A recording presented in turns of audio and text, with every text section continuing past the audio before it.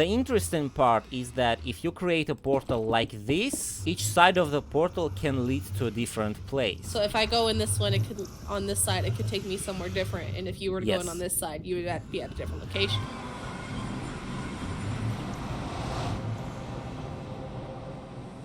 Okay, I'm at plus 125. I'm at minus 125.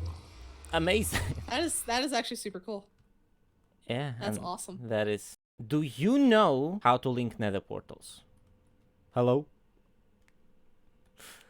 Oh man. It's okay to not know how to link nether portals, I swear. Today I'm gonna teach and hopefully make sure that it's understandable how to link nether portals, because it's very important to know how to do it, because it's so helpful. I asked you, do you know how to link nether portals, and you're just leaving the game. That's how it looks from my perspective.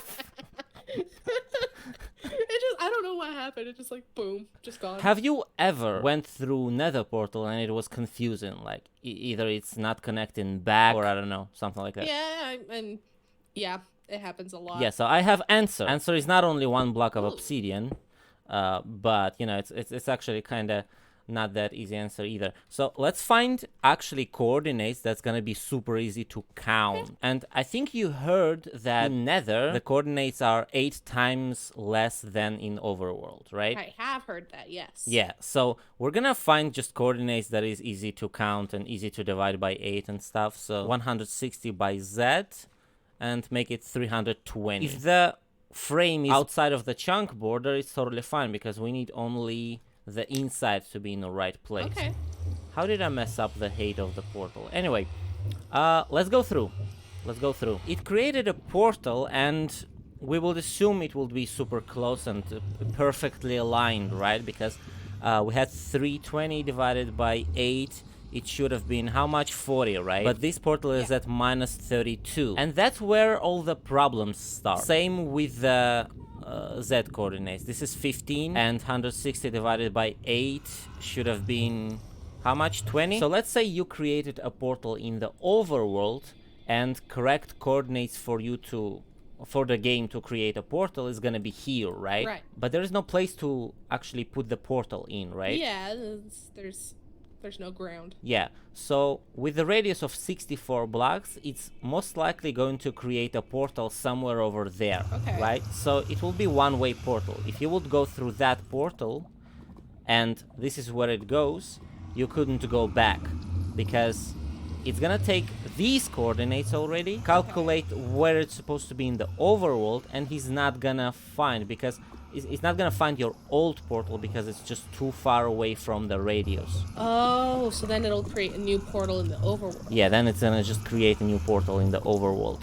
So this is most of the time when portals are just not linking back and stuff, is because of this huge lava lake. Sometimes it does just create a portal in the middle of lava lake, right? That's because in the radius there's absolutely no place to actually put the portal in. Yeah. So perfect placement of this portal should have been somewhere over there. So portal should have been here, but there's no place for him, so you just created it here because it was the closest. If we want the portal to be never broken and never unlinked, we have to move this portal and make it here.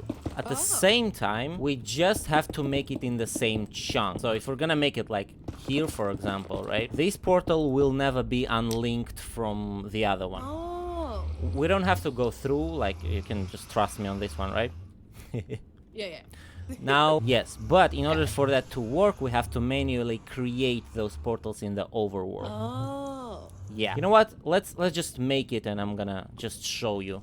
Okay, so first of all, these portals are most likely not gonna connect to one place, because it's like minus and plus, so they cannot be connected. Okay. This is a portal, and you can see it's at minus 64 and stuff, but we're doing it by Z, right? Yeah, we do. Yeah. We're doing this by Z. So if we, let's say, destroy this portal and go actually 128 blocks. So we are 128 blocks away from the place where the portal would be, right? So if I'm gonna create a portal at 127, which is here, right? Because 128 is already a different chunk, basically. Okay. Right? So if I'm gonna create a portal here, it's gonna connect back. Yeah. Now, if we go through this portal, we're gonna be at Z minus, which means that we traveled 128 blocks through plus.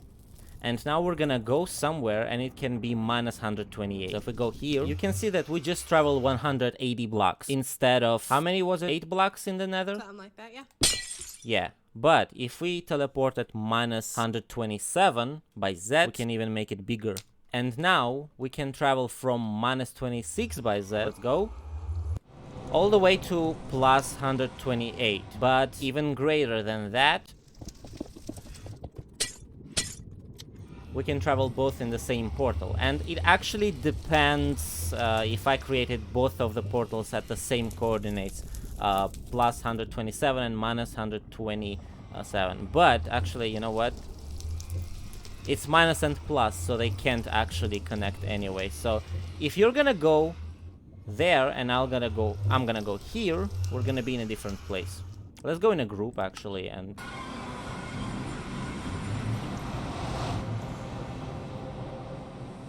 Okay, I'm at plus 125. I'm at minus 125.